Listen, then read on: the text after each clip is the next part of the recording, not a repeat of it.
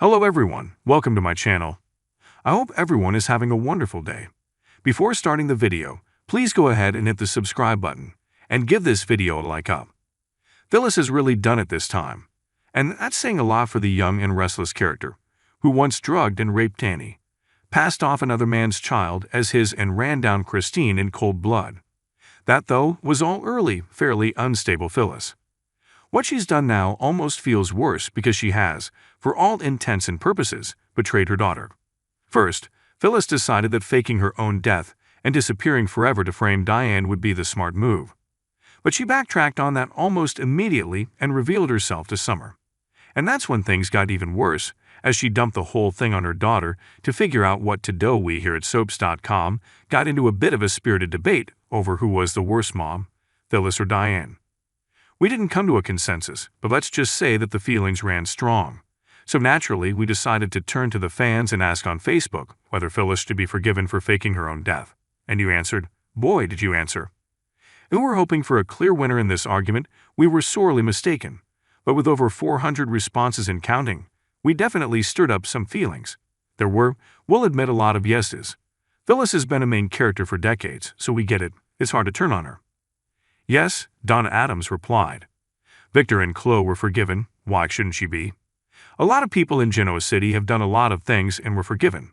Actually, we're pretty sure a lot of people in Genoa City have faked their own deaths, not just Victor and Chloe. And when put that way, Phyllis' forgiveness seems like a given. Some viewers, like Bobby Moshpour, were full of empathy for the redhead. Phyllis was blinded by hate for Diane to the point that it literally drove her over the edge, she wrote. She teamed up with a man who talked her into doing his dirty work for him. Stark is the one who fed the hate with his idea to frame Diane, knowing that Phyllis was desperate to get rid of her. I think she could almost claim that she was temporarily insane for what she did. She should be forgiven, but she should also get some help for her obsession with Diane.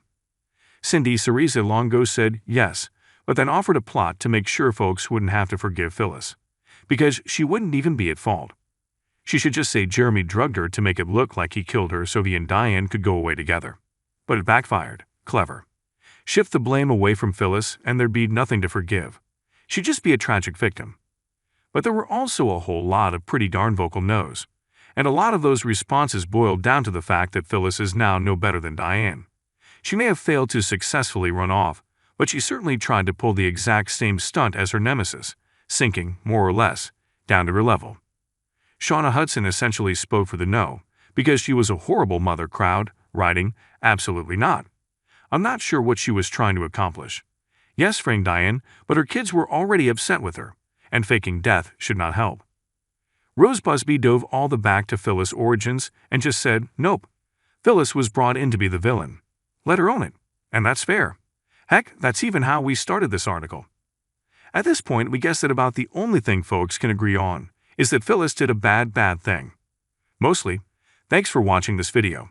Please subscribe to our channel and stay with us.